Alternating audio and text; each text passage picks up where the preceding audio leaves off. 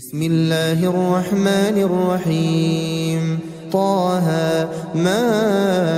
أنزلنا عليك القرآن لتشقى إلا تذكرة لمن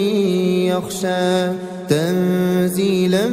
ممن خلق الأرض والسماوات العلى الرحمن على العرش استوى له ما في السماوات وما في الأرض وما بينهما وما تحت الثرى وإن تجهر بالقول فإنه يعلم السر وأخفى الله لا إله إلا هو له الأسماء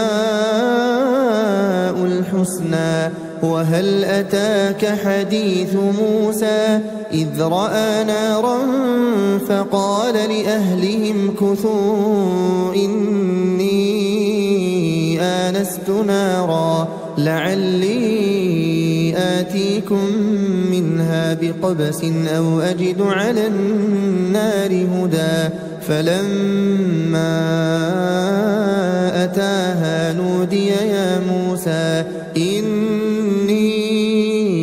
أنا ربك فاخلع نعليك إنك بالوادي المقدس طوى وأنا اخترتك فاستمع لما يوحى إنني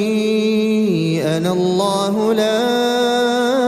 إله إلا أنا فاعبدني وأقم الصلاة لذكري إن الساعة آتية أكاد أخفيها لتجزى كل نفس بما تسعى فلا يصدنك عنها من لا يؤمن بها واتبع هواه فتردى وما تلك بيمينك يا موسى قال هي عصاي أتوكأ عليها وأهش بها على غنمي ولي فيها مآرب أخرى قال ألقها يا موسى فألقاها فإذا هي حية تسعى قال خذها ولا تخف سنعيدها سيرتها الأولى واضمم يدك إلى جناحك تخرج بيضاء من غير سوء آية أخرى